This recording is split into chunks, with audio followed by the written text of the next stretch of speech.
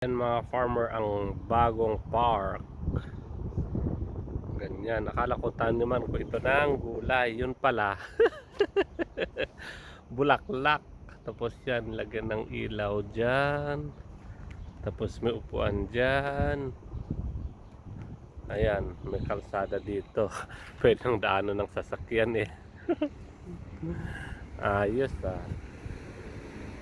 Tapos yan, ang ganda ng pagka landscape nila. Tapos yan ang landscape nila dito. Pagpunta naman dito, ganyan, may letter S doon, tapos may Bermuda silang tinanim doon.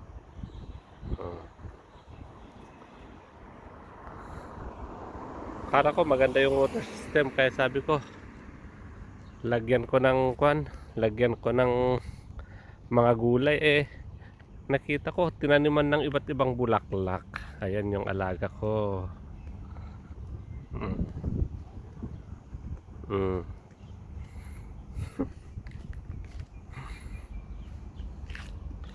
Ayan. Tapos kung ano nung gulay dyan, ay anong halaman.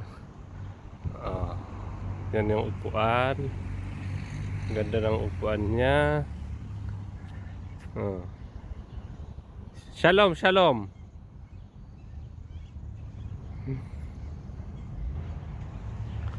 Ayan.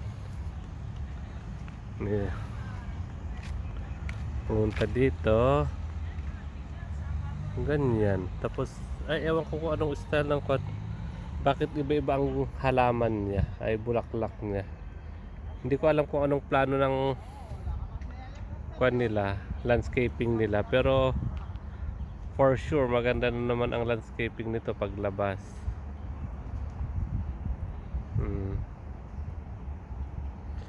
Tingnan nga natin. Kasi iba-iba ang halaman niya. O, yung bulaklak niya, iba dyan. Iba dyan. Tapos iba dyan. Hindi ko mawari. Tapos doon naman, yung mga bulaklak naman na may bulaklak naman na namumulaklak.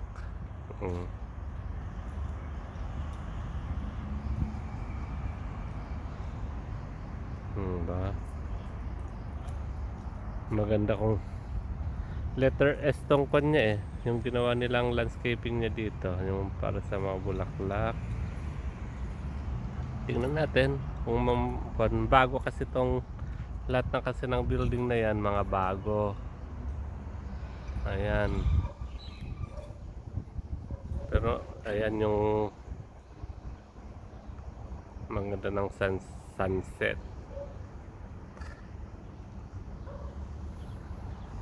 Ayan. Maganda ng magandang sunset niya.